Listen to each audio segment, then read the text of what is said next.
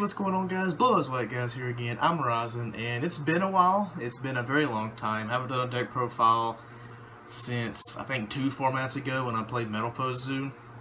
So, summer came up. I took summer classes in college and didn't really have a lot of time to play Yu-Gi-Oh! And when I did, I was on vacation. Then I went to Warp Tour, so not a lot of time to play Yu-Gi-Oh! During that time, I did play a Draco Metal Foe Zoo deck. That deck was kind of fun. Only played it for about 2 weeks, and then I played a Monarch Draco deck, and that was alright. But then I decided that I would play a Draco Demise deck. So this deck is actually really fun. It's good in link format just because it doesn't require an extra deck. So I felt like this would be probably the best choice in my opinion to play during link format. Super strong, performs really well. So let's go ahead and get started with this deck profile. So I play the standard 2 Masterpiece. I'm not really going to go into much detail about these cards or my card choices, just because everybody knows what this deck does already. It's been out for a while. But if you have any questions on what why I run certain cards, or if you have any input, put them in the comment section, and I'll try to answer them as fast as I can. Then I play 3 Dynamite Knight, just to search your traps. The way I like to play this deck, and probably the better way to play this deck, I feel, is to play it on your opponent's turn. So I enjoy using this card to search the traps and then tributing over the traps to pop a monster, so it just creates a lot of disruption on their turn. Then I run the 2 Ignis Heat. I was playing this at 3, but decided to cut it for the Majesty Maiden. So the Majesty Maiden is really good. It came in clutch during the Worlds format tournament, because you can use this card and then on their turn search for a Masterpiece and then use one of the traps to tribute over. So it just creates a lot of disruption, and this just helps search your like Masterpiece and your other Dracos out. I run hand traps in this deck. I play 2 Ash Blossom. I don't really know how I feel about this. It's either going to be main this or main Ogre, so I just decided to do this for now. And then I play the 1 Maxi. That is it for the monster lineup. For the spells, I run, of course, the triple diagram, and then I play 1 domain. And to search out all of these, I play the triple terraforming. Pull this ultimate terraforming out of my prize pack, and it looks really beautiful. I wish I had 2 more, but I have 1, so it's beautiful. It's nice to see. But this is like just the main engine of your deck, and it's what makes your deck run, minus the domain. But like, the diagram's really good. Needs to get limited at least. Super strong. For the Draco Spells, I run 3 Heritage and then 2 Disciples. I like this ratio. These just allow you to tribute again, so you can have up to 3 tribute summons during your turn. It's really powerful, and they're just really good.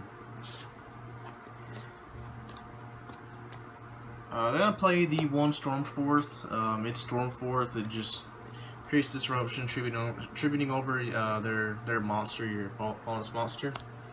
For draw power, I play triple Demise and then triple Duality. So I don't play Desires in this deck. I just don't feel like it's that good or it's necessary, because you have so much draw power, especially off of Disciples and Heritage. Those are also draw power cards.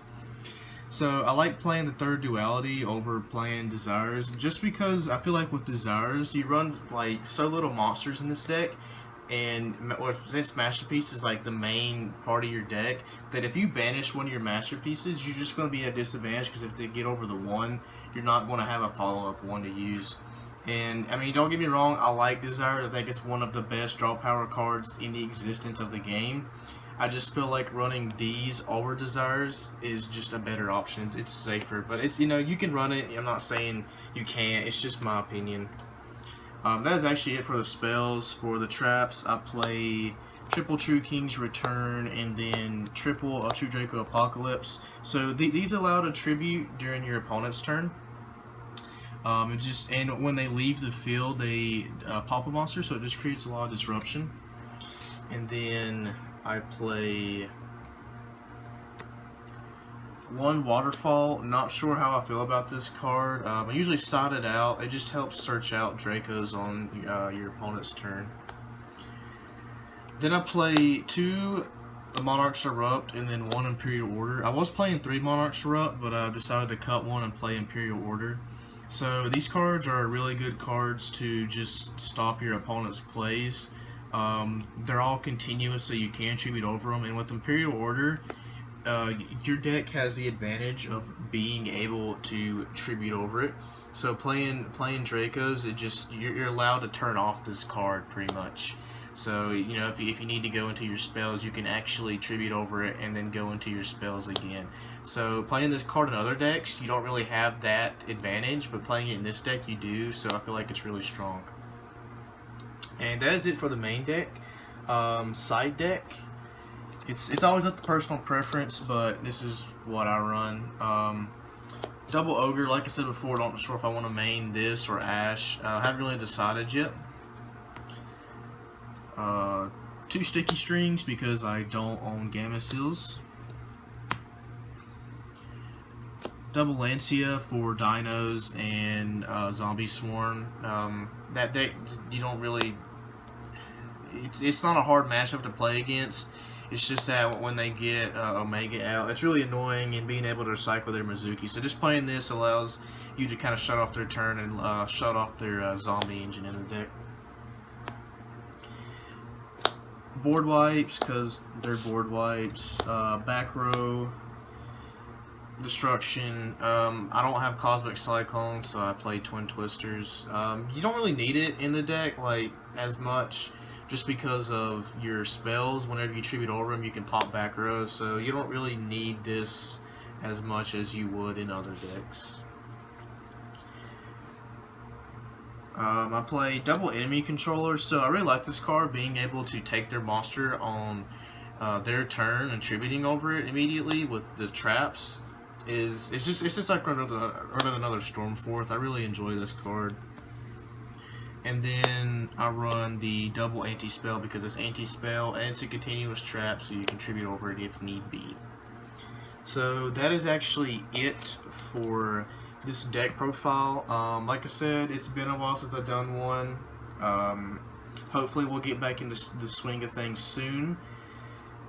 Typically like to do at least 2 deck profiles a format.